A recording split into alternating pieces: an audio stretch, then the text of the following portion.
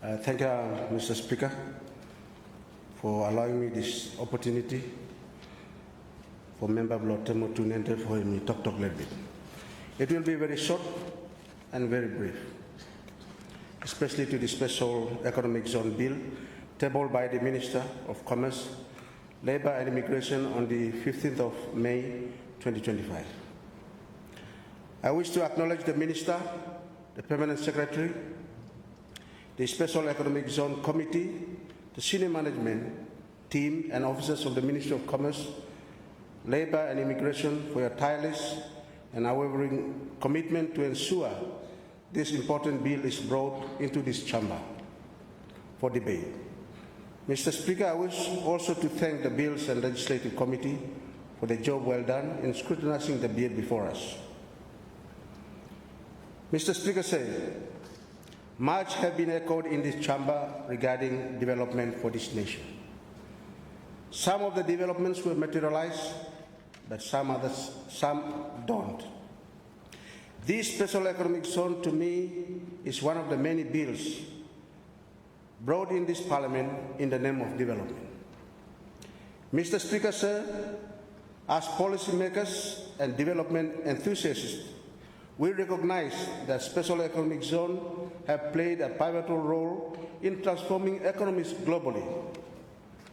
However, Mr. Speaker, their impact varies significantly depending on the geographic, social, and economic context. Mr. Speaker, some countries like China, India, and so on have successfully utilized special economic zones to accelerate industrialization and export growth. For instance, Mr. Speaker, China's Shenzhen Special Economic Zone transformed from a small fishing village into a global manufacturing hub within a few decades. Mr. Speaker said, the concept of special economic zone is clear, and that is to attract investment, job creation, and so on, with the sole aim to build the economy. Nevertheless, Mr. Speaker, its operationalization in the province varies, considering the challenges, context, and the economic environment of each zone.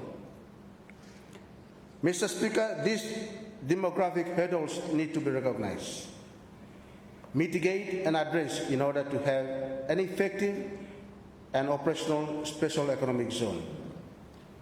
Mr. Speaker, my focus is on establishing a special economic zone in a remote and isolated province. If there is any food where you may bring him come here, leave him here one nakakai. No good savala kai kami with him come here, savala no more eating, savala buy no more. So the thing is that, will this special economic zone be operationalized and fit him you me around the country?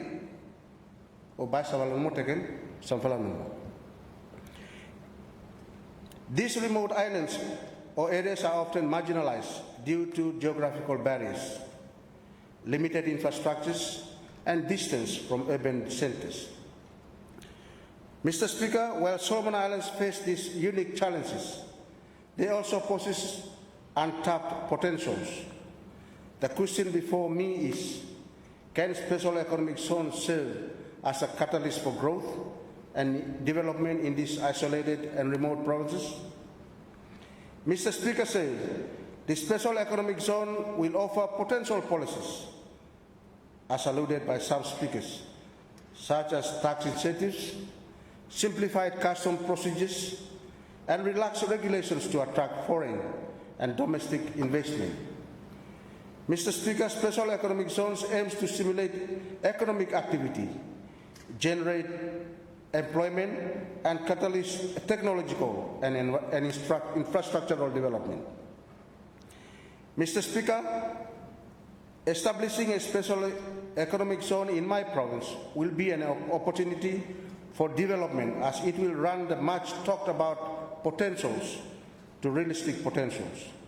A special economic zone will only of purpose productive and useful if recommendations number 8 by the Bills and Legislative Committee is seriously considered now than later. Infrastructure like roads, water, communication facilities, banking services, reliable and consistent transport services, electricity and availing of financial resources are some of the considerations that we must consider. Lata hem lata no. But if you go there, other banks here not providing services where you may need them to. How much more by special economic zone? They are agents, they are not branches. So it is time that we encourage those banking services to provide in other branches. Mika na for agent na. Agent no independent go subsidies come back mika agent. For a special economic bill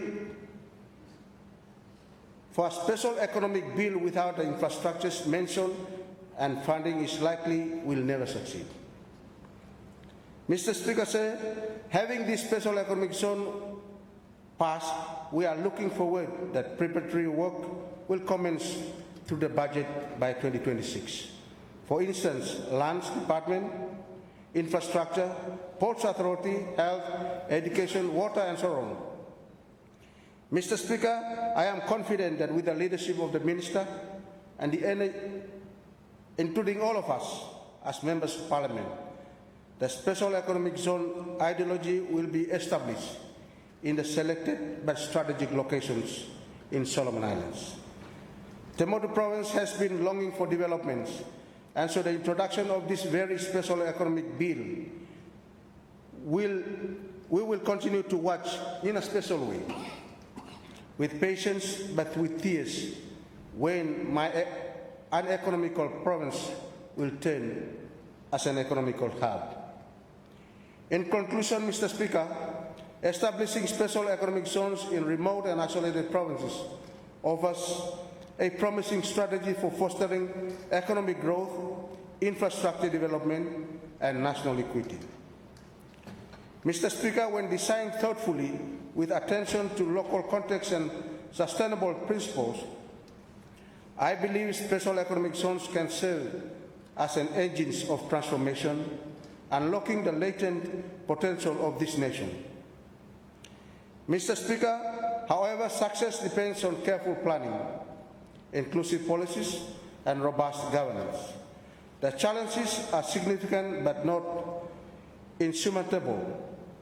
By learning from these international experiences and tailoring approaches to our local realities, we can turn remote provinces into vibrant centers of growth and innovation.